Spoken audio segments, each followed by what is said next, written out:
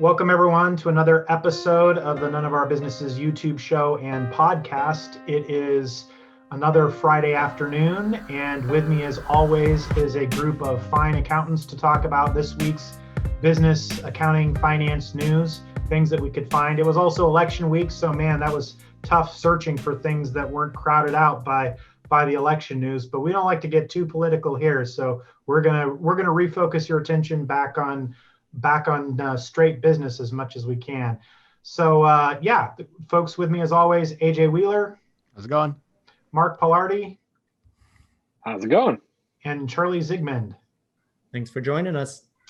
All right. Well, thanks for being here again, guys. And let's kick it off. AJ, I think we're going to start with you. Yeah. So actually, I have this is from CNBC. This week, Walmart ended a contract with a robotic company and opts for human workers instead. So apparently, Walmart had partnered with a robot company that essentially roamed the sales floor and helped check if shelves were stocked, and then would alert people to restock the shelves if they were out of stock. So essentially, they had a contract with Bossa Nova Robotics. And so I guess about 500 robots were in Walmart's more than 4,700 stores, I guess, around the nation. The reason I thought it was interesting is we're always talking, like we did one about the Kiwi bots delivering things. And then, we kind of focus on AI every once in a while on the podcast. But here's where actually they feel like a human touch is needed as opposed to like a robot or AI kind of thing. So I thought it was interesting, and I'd like to get your guys' take. Maybe are we seeing like a shift, like especially amid pandemic, maybe in those like essential stores where people are wanting to see more human contact, or do you think this is just a one-off and maybe Walmart just did it for other reasons? Maybe they were too expensive or something.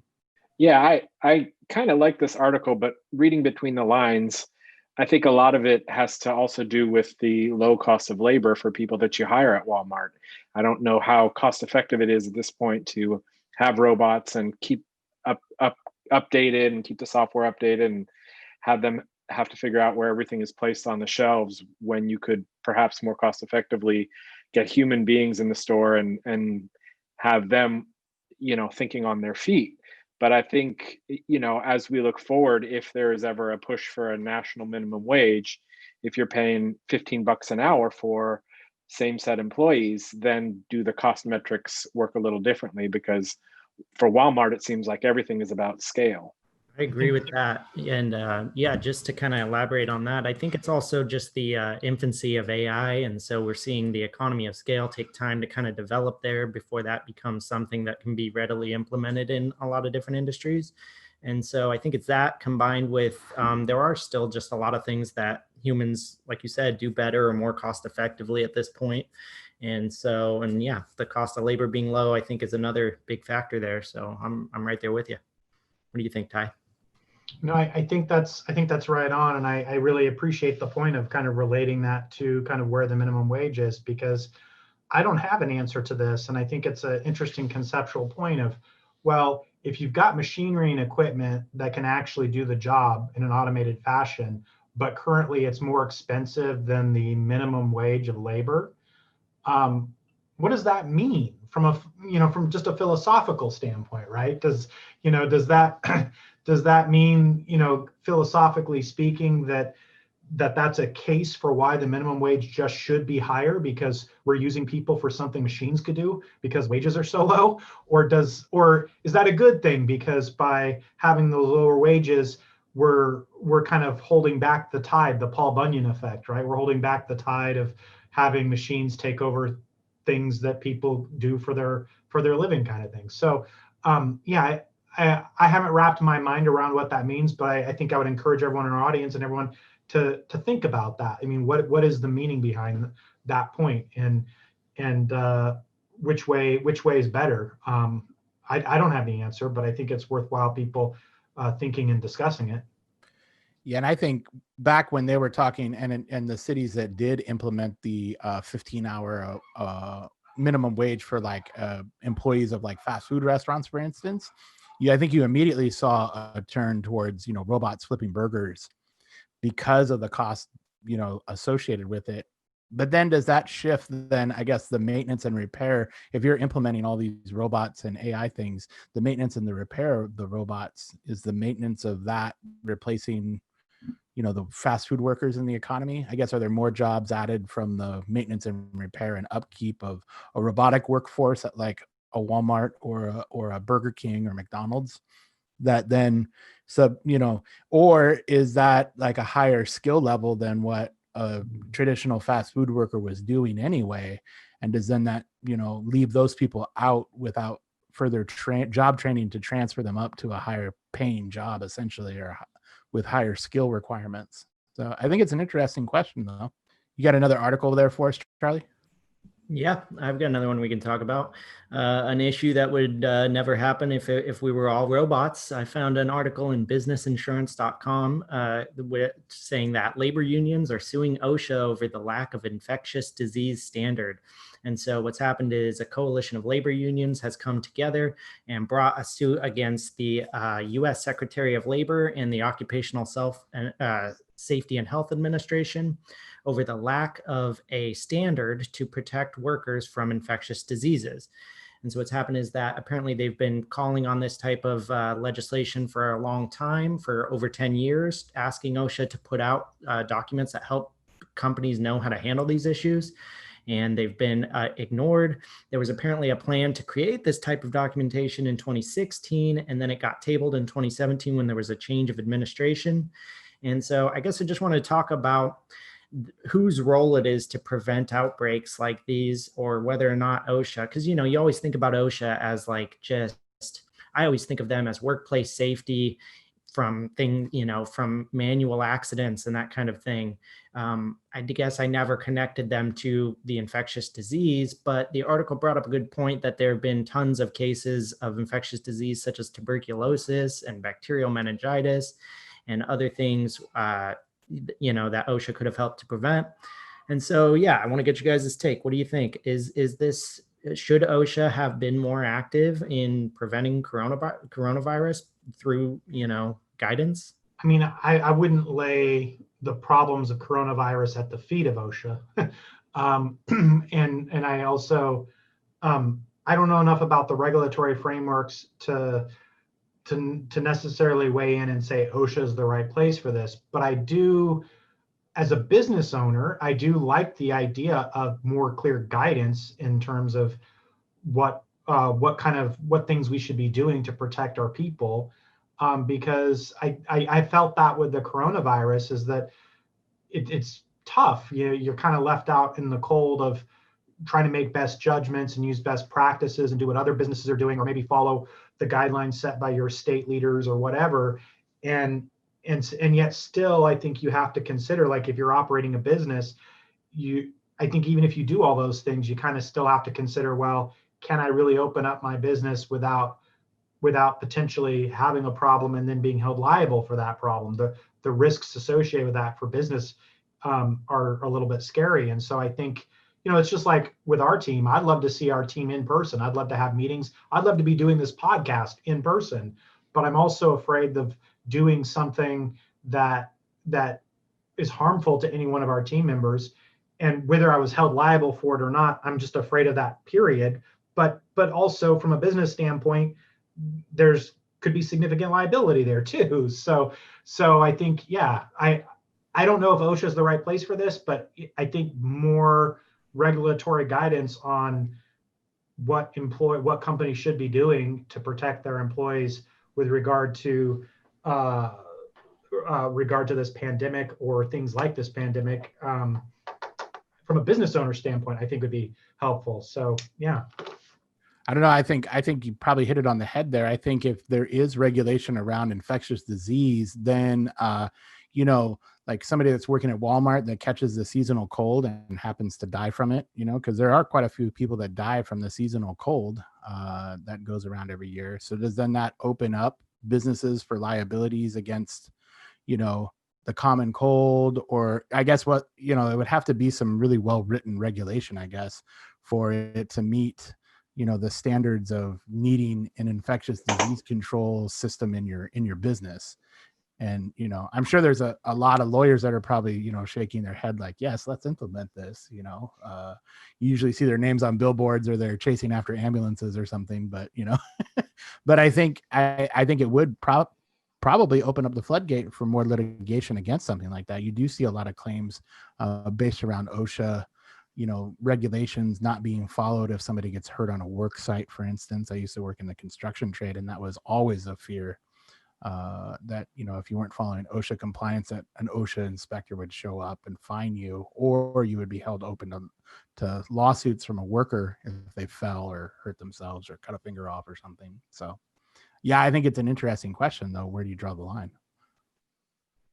Yeah, and I think it's tricky as well, because a lot of the OSHA things that they're protecting against, it's like a known quantity like asbestos that is in your building that is as a result of a dangerous workplace, or black mold or something like that.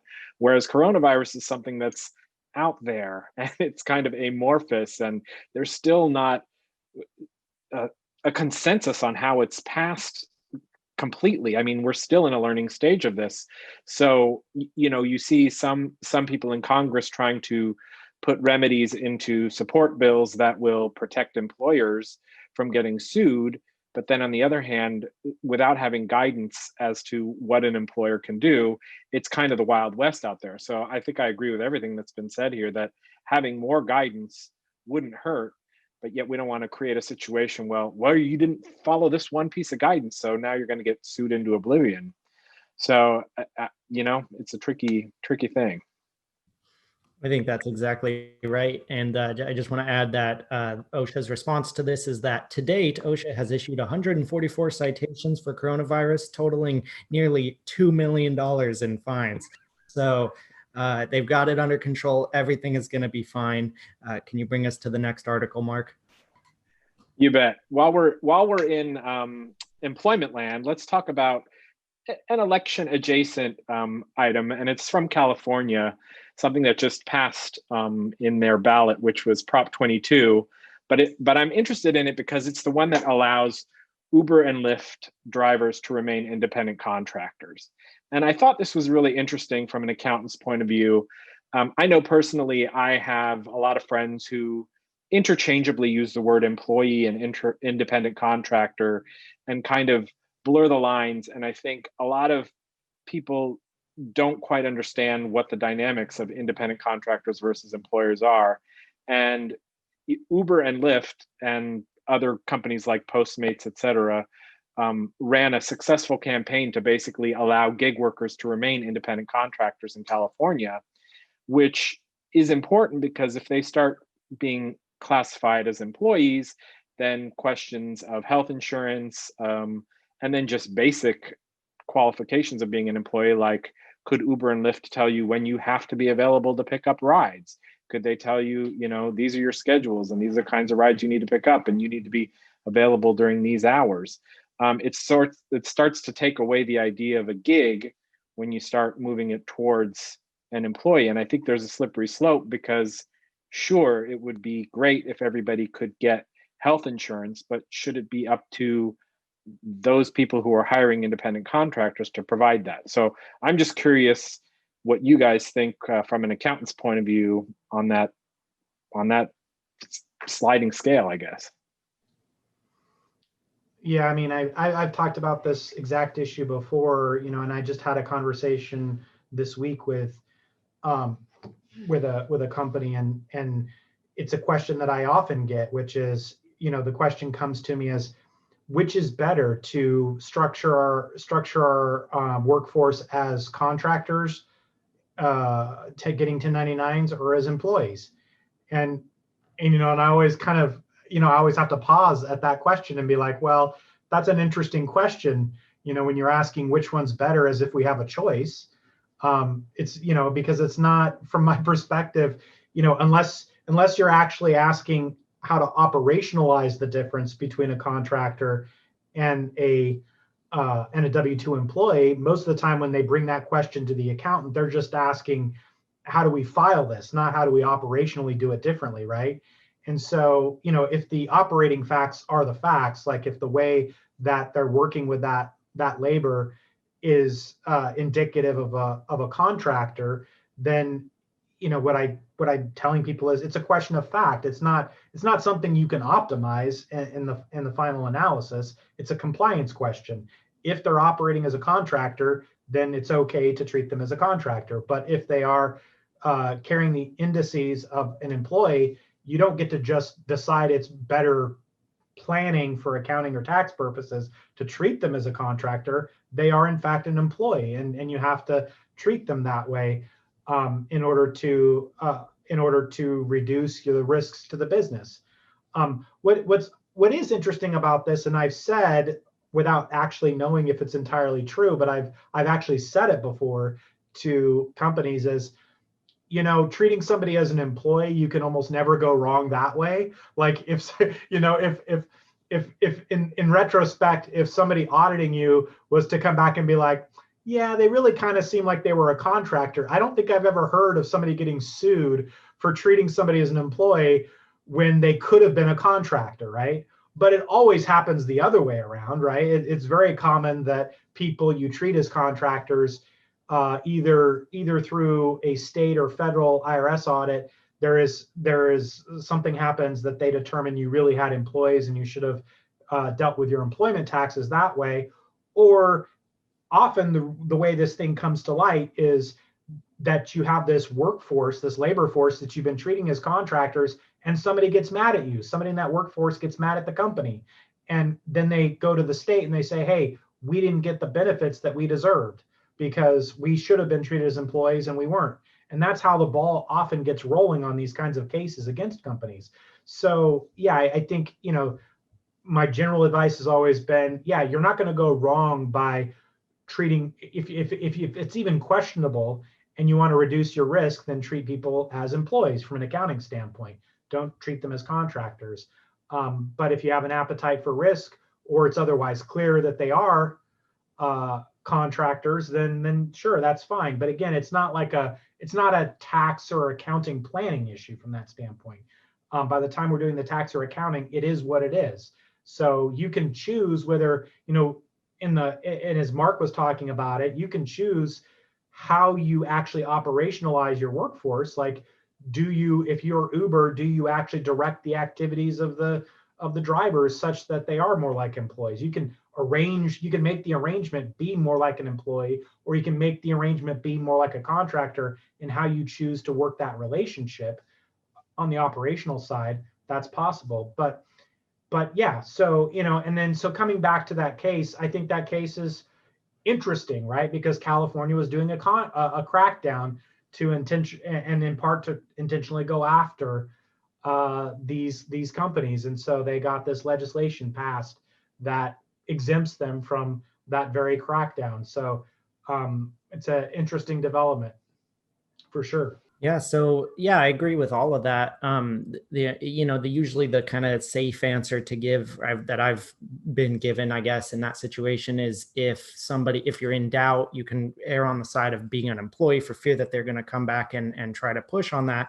But the only kind of counter example I can think to that is in issues of like legal liability stemming from the actions of the person. And so I've heard an example of like, there was a company who had a subcontractor where it wasn't clear whether or not that person was an employee or not. And then that person was driving a Jeep with people in it, and the Jeep got into an accident, and there became a big question of whether or not that person who's ultimately liable for that accident, was it him as an employee of the organization the customers bought from, or was it the company that was being independently contracted to provide that service?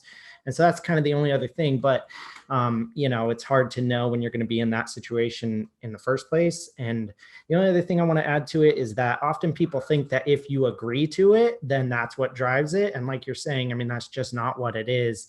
And I think that's something that gets people feel like the people who don't understand that feel like they can't push back on a classification if they've agreed to it. But that's just not the reality, because not everyone can be expected to understand all the ins and outs of employment law as a person just working. So What do you think, AJ? Yeah, and I think, pointing out that this is really not an accounting or tax planning question. Really, it lies with the HR department and having correct either employment agreements or contracts with your contractors, I guess, to clearly state. And I think it's the benefit of having a good HR department or somebody that's well versed in like the law behind what makes a person an independent contractor or W-2 employee. So, and we always talk about specialization on this podcast, and we even had HR specialists that you can hire on an ad hoc kind of way that you can ask these questions of. So I would implore anybody that either wants the situation of classifying somebody as a contractor or an employee before you bring that person on, consult with a professional and find out what it takes to generate either a W-2 employee or a contractor. Yeah, I think those are all great points. I'll end this with a small story. I once had a very small client who ran a hair salon and treated his receptionist as an independent contractor. And I kept telling him, no, you're telling her when she needs to be there, et cetera. And for years, and he kept her on as an independent contractor. And then as soon as she was let go, she went to file for unemployment, and he owed years and years of back payroll taxes for that exact reason. So get knowledgeable, get the expertise, and understand what the rules are, because that's really important. So AJ, back to you. All right. Thanks, Mark. This next one actually has to do with our old friend Tesla here. So Elon Musk teased a while back that he was going to launch products in Tesla. And we all know that he launched like the flamethrower.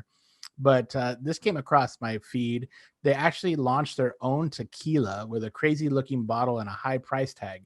So you can get this tequila. It's sold through a retailer called Speakeasy that we've actually professionally had experience with. But Speakeasy, and it's available to anybody in the US that can have alcohol delivered. Their state allows alcohol delivery. And you order it online actually through the website of Tesla, and it's $250 a bottle. It's a 17-month aged tequila, and they call it Teslaquila. So Tesla and tequila rhyme together. So I thought it was interesting, just that I think you have to really give it to Elon Musk as a marketer, or at least like an entrepreneur, for these times where he needs cash injections, and he comes up with these completely off the wall kind of, for lack of a better word, merch. He's selling merchandise as like an automobile a builder and, a space entrepreneur. It's just kind of mind blowing that he comes up with these crazy ideas and people are willing to buy like a flamethrower or a $250 bottle of tequila. And personally, having worked in the liquor industry, the markup on this bottle is probably money well made, and pocketing probably 75 to 80% of what that bottle costs. So you want to talk about a cash injection. I don't know how many bottles they actually released for this, but it definitely gets money in the bank, because I went to the website and it's actually sold out. But I'd like to get your guys' take. Is this just, do you think this is kind of just a crazy CEO, or do you think this is like kind of a genius move, I guess? Well, I mean, he's definitely doing something right, because he's got us all talking about him in 4 different ways. And so I think that part of it becomes that Tesla and, Elon Musk is such a personality that getting himself into the news regularly through obscure means is kind of his hallmark, and, how he does business. And so I think it's effective. I think that it plays on the kind of brand value that he has. He knows he has a lot of goodwill associated with his name. And so he's utilizing that in a variety of creative ways. And so I can't hate on him for that. I don't know anything about the tequila, so I'm not going to try to say it's good or bad, but he's trying. I'll give him that. Yeah, and if memory serves, Elon Musk was also the one that started the Boring Company, which is all about drilling tunnels. And again, clever name, clever idea, totally something completely different. And I admire Elon Musk, but I'm also kind of at that sci-fi stage where either he's a genius or he's going to become our first supervillain, because there's something there that really has the potential of going off, something Lex Luthor like. So we'll see. All right. You got another article for us there, Charlie? Yeah, I've got one. This is contrary to something we've talked about earlier in the podcast, but in Bloomberg, there was an article entitled "Google CEO Thinks AI Will Be More Profound Than a More Profound Change Than Fire or Electricity." And so basically, Sundar Pichai has said in an interview at the World Economic Forum in Switzerland that he believes that, AI is going to be something that changes humanity. The article talks about a couple of steps. The article talks about AI being both good and bad. And so it gave some examples of it being good, which would be like finding missing people, using facial recognition technology. But then it gives a bunch of examples of it being bad, like using drones for surveillance and that sort of thing. And it was interesting because it laid out a set of principles that it basically talked about how Google has set up these principles to prohibit weapons work and to ensure there was a big debacle about a team of software engineers who saw that Google had developed AI that would enable them to win government contracts. And so they formed a coalition to stop that from happening. And so it's just kind of this very controversial topic, but it seems to be the way of the future, depending on who you ask. So I want to get you guys' take on, is AI the more of a fundamental change than fire or electricity? Or is this just somebody who's selling AI, trying to tell you how great AI is? What do you guys think? I think I'll go with the latter there. I think this guy's getting high on his own supply and probably trying to, hype up the AI train. And I could be completely wrong. I'm not a scientist. And, we've talked about on this podcast before, I think really, intelligent AI that's able to learn on the fly and stuff like that and be able to mimic a human ingenuity, or I guess, gut feeling or whatever it is on tasks that are not always the same is probably, I haven't seen the leap yet, I guess is what I'm trying to say. So if a time comes where that's the case, where remedial work is taken away by our robot overlords, then I think maybe it will be as profound as what he's making it out to be. But it could be a possibility where we limp along for years. I mean, we were promised flying cars in the 70s. We still don't have flying cars. So I guess I'm fuzzy on the timeline for AI becoming better than fire, a better invention than fire. But I could be wrong. I mean, I think if it's true AI, I am pessimistic about the human condition and believe that it is right, that it will be a fundamental change and not necessarily a great one for the mass of humanity. But along AJ's lines, I mean, if he's saying that AI, it's around the corner and it's like what we're seeing kind of the beginnings of, is this kind of true AI? I'm skeptical of that. I don't think that kind of true AI is quite ready to being deployed at this point. And that's what we've kind of argued against in prior podcasts and discussions, is that people overusing the term AI in the business context, that they're using AI to do this and they're using AI to do that. And essentially the essence of my complaint against that in the past has been that what they're talking about isn't this kind of true AI that would be a fundamental game changer. But yeah, I do believe that true AI will be a fundamental game changer. I think the limping along thing is interesting. I think that there very well could be a scenario where our capacity with AI is being held back to some extent, because as a society, as a world society, we don't feel like there's an immediate need, and this goes back to problems of inequality that paradoxically that we were talking about earlier with like minimum wages and stuff. I think that when you think about who owns the AI, who's going to own, I mean, this is what leads to kind of my pessimistic view of it, because the initial owners of AI are going to be very deep pockets. And so then if you ask the question, well, do they have a reason to deploy their asset when they can deploy potentially cheaper human labor, because minimum wages are so low in still many places in the world? I think that might kind of delay the how quickly this kind of true AI actually gets rolled out. but eventually I think market forces will kind of come into play, and when that happens, I do fear that the human civilization is in for a fundamental change, because there are people who will probably be left behind. I think it is different than fire and these other things, because these other technologies did not kind of leave certain parts of humanity without anything to do.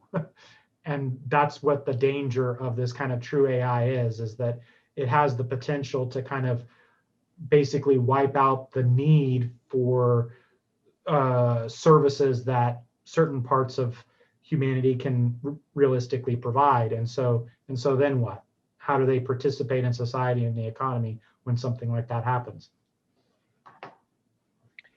I agree with all of that. I think this article is also interesting in that it talks about creating worldwide frameworks as to how we approach AI in the future, because there are some big tech names, Elon Musk being one, Steve Wozniak being another, that are very wary about the coming improvements and advances in AI, and some of the chilling factors as facial recognition becomes more and more usable by not only business, but by governments and by authoritarian regimes that want to chill any sort of speech whatsoever. So I think there is definitely reason to be wary, but I think, as Ty was saying, the advances are going to bring a fundamental shift once technology gets to that point. So I'm in favor of us getting on board, as we do with as we try to do with other worldwide affecting things, and try to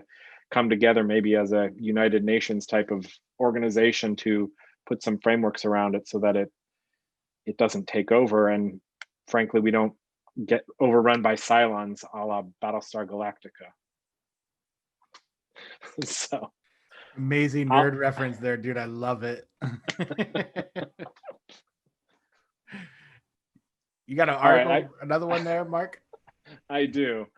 From Ars Technica, I found an interesting article on, it's called "As Renewable Power Prices Drop, Researchers Tally Up Their Added Costs." And this is I found this interesting because we have often heard about renewable sources of energy being too expensive to implement, therefore we're going to stick with our old fossil fuels forever. But they're starting to look at these metrics and understanding and realizing that some sources of renewable sources, solar, wind, hydroelectric, are becoming cheaper than fossil fuels in some areas. And some of the fundamental pieces that are still cost factors is storage of energy. So for example, we're based out of Portland, Oregon. Solar energy probably isn't going to be very cost effective here, because on those days you have sun, you're going to have to store that energy for a long time to make it worthwhile. But if you can find places and configure the grid in such a way that the energy can move around and utilize wind where there's wind resources and water where there's water resources, it seems like the renewables are fast catching up to fossil fuels. One of the other interesting pieces that I thought this article talked about was how often when they're talking about renewables, they're talking about the lines to the house. So not only how do you do the solar panels, but what does it cost to get those solar panels, the grid, into the house to power your house. But when they talked about nuclear energy, they only talked about the cost to the nuclear grid and not what it would take to bring that energy into the grid. So they're not making the apples to apples comparison. And this article kind of argues for, if we're going to really start to look at what's cost effective, we should be comparing the different sources and seeing how that works. So what do you guys think about that?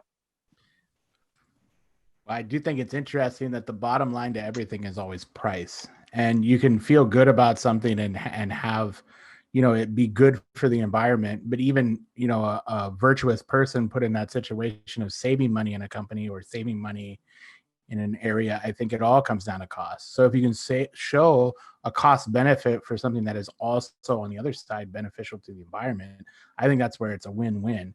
And I think more research and more data or more, more information around the true cost around adopting greener energy and bringing that price down.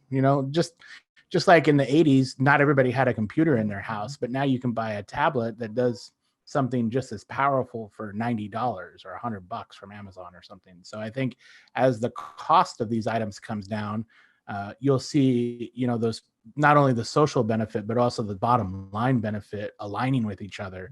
And then you'll see the adoption of this slowly, as I think over time as the cost comes down. Yeah, and I think you've hit it right on the head. I just want to kind of elaborate on that point. I think a lot of the times that people sit down and try to do like a cost comparison of these things, it's easy to focus in on kind of how this decision impacts you or your company as you're kind of trying to think about this.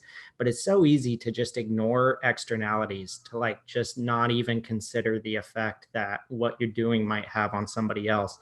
And obviously that's a high bar to set, to say that a company should be thinking about their decision from like a social level. But I mean, the reality is, if it's ever even close between fossil fuels and renewable energy, externalities will be the thing that susses out that gap. And then as far as like the setup and initial cost of everything, I think that in the long run, we have to learn to not think that way, because all of that will become moot once it gets widely adapted enough. Then it's not going to be a consideration of getting it set up anymore. So that's my take on it. Good points, Charlie. I agree with everything you and AJ said. So AJ, you got another one for us? Yeah, for sure. All right. Last article I got is actually Portland's in the news. So San Francisco actually follows Portland's lead, and they placed a tax on CEO pay. So I guess San Francisco voted overwhelmingly on Tuesday to establish a new tax on business whose CEOs make more than 100 times what their median worker earns.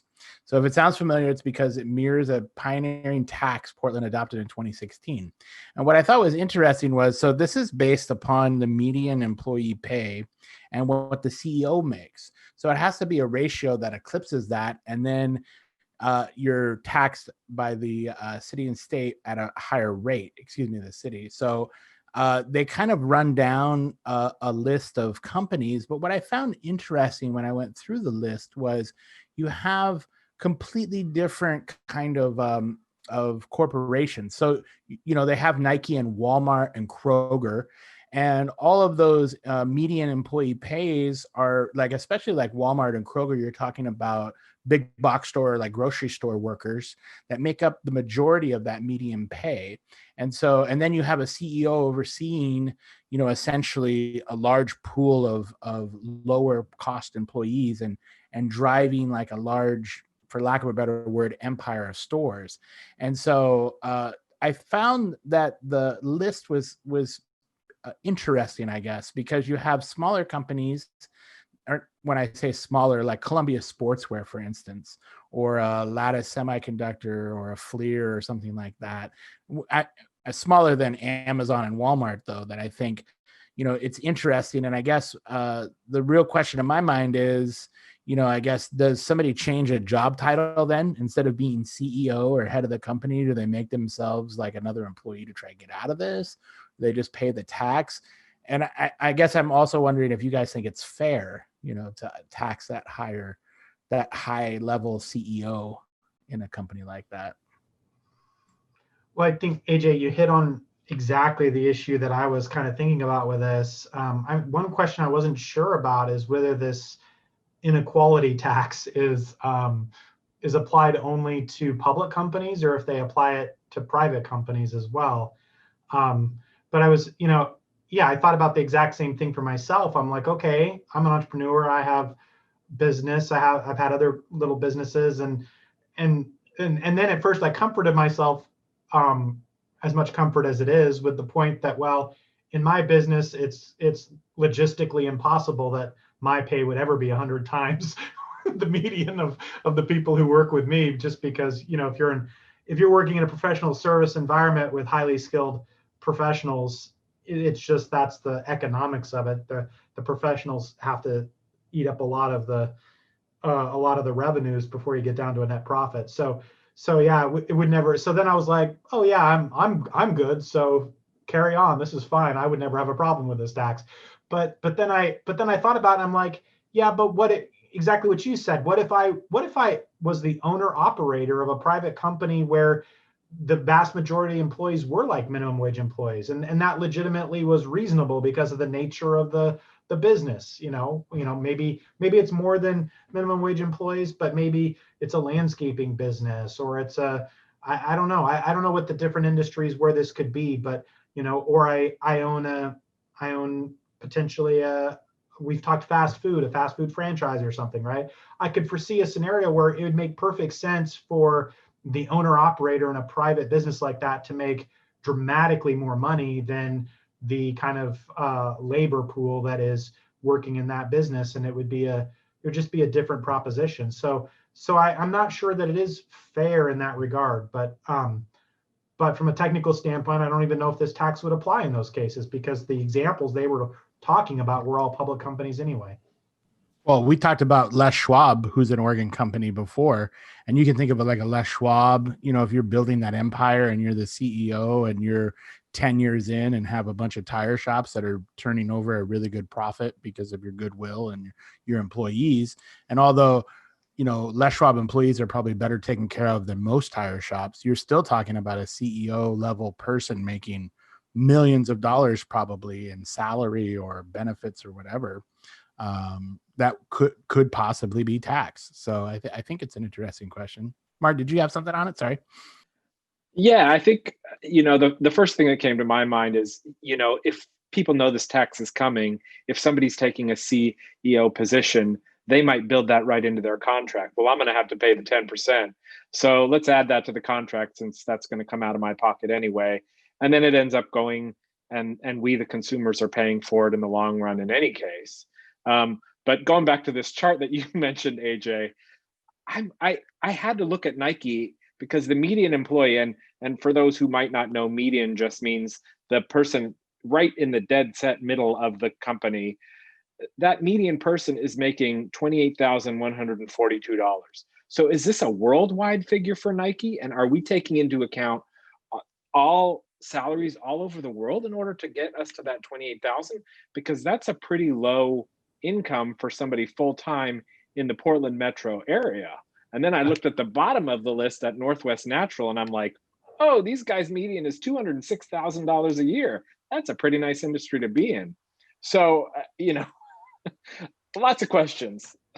No, that's interesting. Yeah, good analysis, because it's like we're sitting here close to Beaverton, the world headquarters of Nike, right? So probably each of us probably knows people who work there, and I mean, everyone that I know that works at Nike for sure makes more than 28,000. So yeah, it's an interest.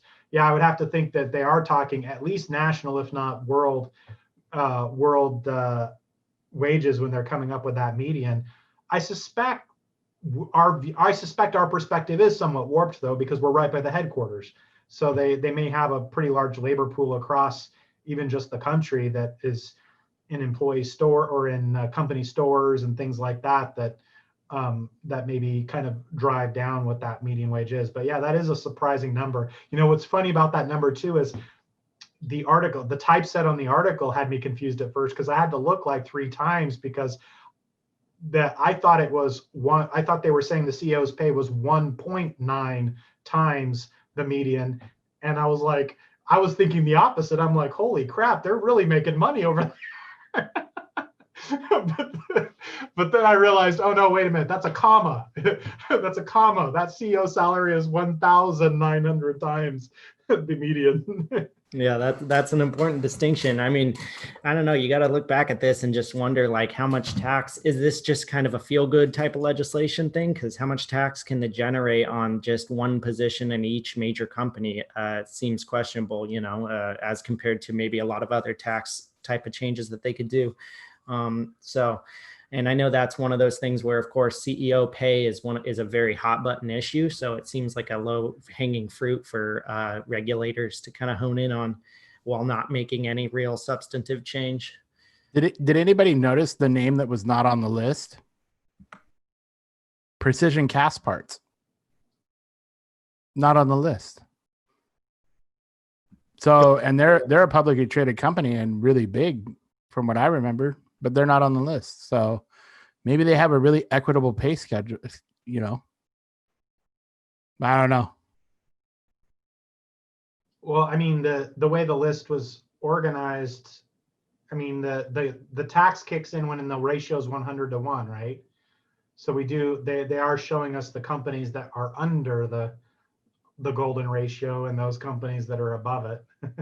Well, I'll tell you who's not in trouble. That guy that gave up all his salary to make everybody make 70 grand a year. He's laughing at this tax Well, right that's now. True. Yeah, he went on this deal. Yeah. This one coming. Yeah, he wasn't having none of that. Great. Now there'll be another LinkedIn post this week about that. Yeah. Spamming my feed. No, it is good for the LinkedIn post. All right. So I got one more article, a little more, maybe not lighthearted, we can talk about from Wikipedia of all sources. I've got an article called 2018 Samsung Fat Finger Error. And so the article covers an event that happened in 2018. You guys may all know about this. This was somewhat news to me, or maybe somewhat of a reminder.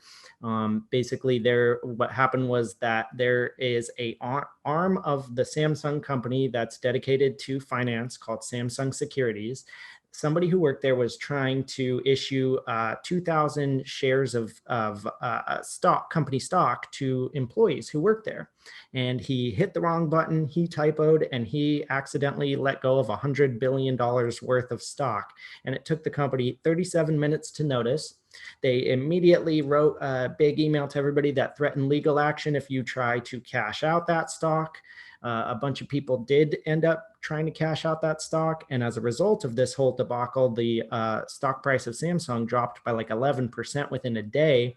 And the National Pension Service jumped in to halt trading because they had a bunch of money tied up in this system. And so, we've all had bad days. I've typed some numbers wrong and kind of felt, bad about that, but we've never had one like this. I just wanted to talk about, does this put errors into perspective? I don't know. Does this, knowing that somebody's had that bad of a day, does it make you feel any better about any mistakes you may have made in your life? Well, I want to first off say, as somebody with fat fingers, I take huge exception to the term, and I feel personally attacked at this point because it's often my 7 and 8 get mashed together because of my fat fingers. But no, all joking aside, though, I didn't even know this was a real term until I took a stock course in junior college and found out that this is a real thing, that this happens all the time in the stock market where somebody types in an extra 1 or a 0. And I remember thinking at the time that, wow, how can that happen? Like, people don't double check that. And it is kind of amazing that there's not a system of some kind of double check when you enter in these numbers to stop you and review how much you put in there. Even our basic bill pays have like review how much you put in here. But I think, mistakes happen. And as somebody with fat fingers, I can see it happening, and I do it all the time, put an extra 1, 4, whatever it is in there.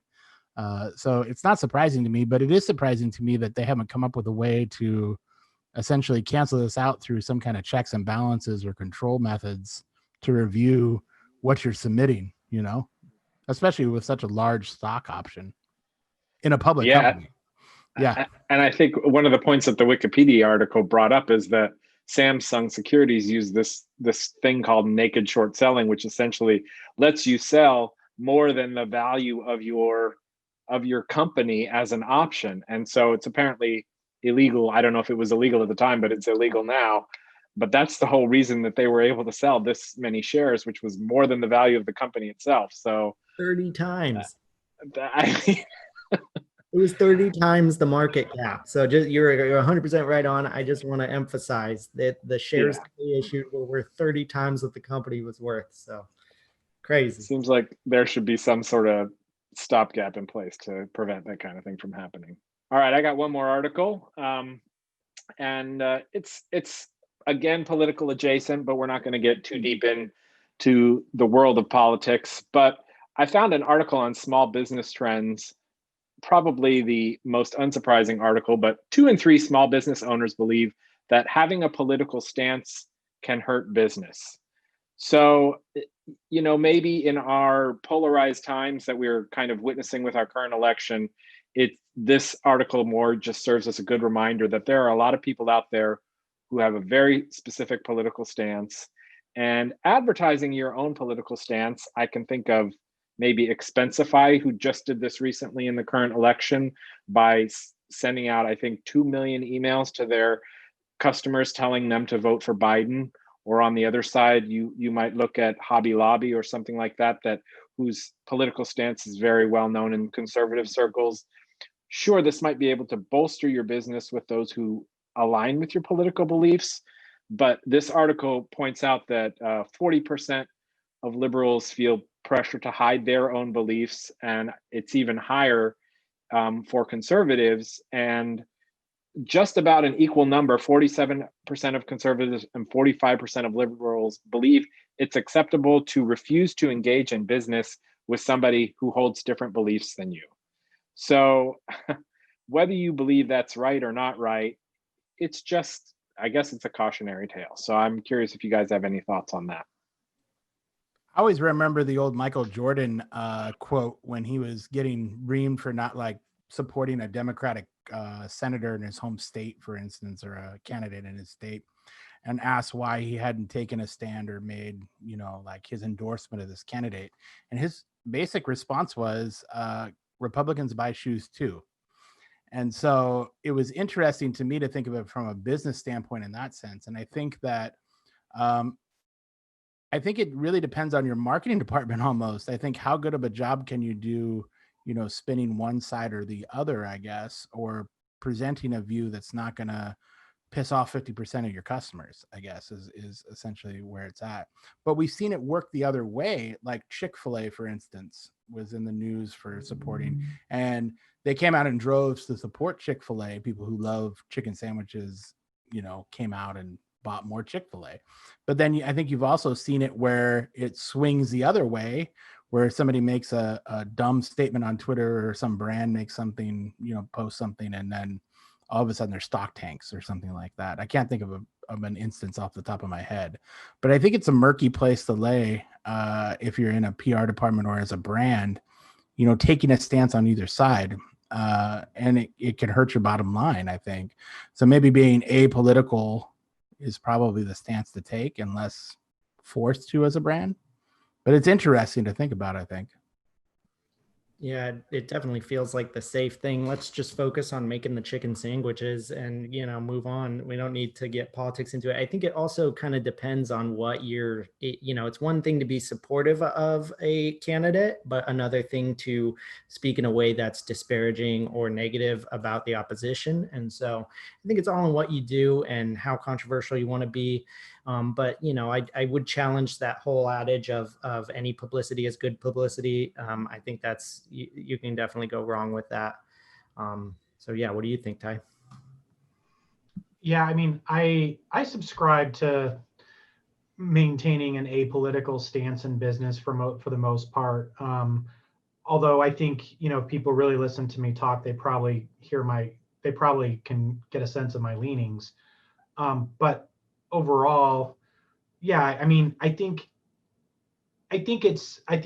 generally speaking, in the small business environment in particular, being apolitical is kind of the middle road. Is kind of the way you normally should do it or would do it, unless being political is your brand, right? I mean, I think there is room and for people who are particularly passionate about causes or particular political stances, and if they want to integrate that into their brand, knowing what that means for their organization and for their customer base and for their partners, I don't inherently think that's wrong. I think one of the things, and the guys on the Cloud Accounting podcast, I'll give them a shout out here because they do a good job of reviewing things, and they talked about the Expensify issue. And I think what is particularly troubling in a scenario like that is that if you otherwise haven't made politics part of your brand, and you establish relationships and partnerships, and you've got employees, and then you make it part of your brand, or then you take a political stand, you're basically throwing everyone else into the fire at the same time that is with you, right? And in the Expensify, in the Cloud Accounting podcast, they brought this exact issue up about the fact that Expensify has a lot of partnerships with the CPA community, with CPAs and small CPAs and small businesses in their own right, who may want to be apolitical, and they've promoted Expensify to their clients. They're business partners with Expensify in their client relationships in some way. And then Expensify comes out hard on this issue in that way. Now the small CPA firm has to explain it to their client, right? And so I think there's a piece of that doesn't feel fair, right? And again, I want to give credit to Cloud Accounting Podcast for raising that point, and I agree 100% of it. Like if the Expensify folks want to be in the can for a particular political stance or candidate or whatever, so be it, but a lot of people signed on with them not necessarily anticipating that, and that's the problem. All right, everybody, that was our show. Thanks for watching, listening, and subscribing, and tune back in again next week for more business updates from an accountant's perspective. Thank you. Thanks, everybody. Thank you.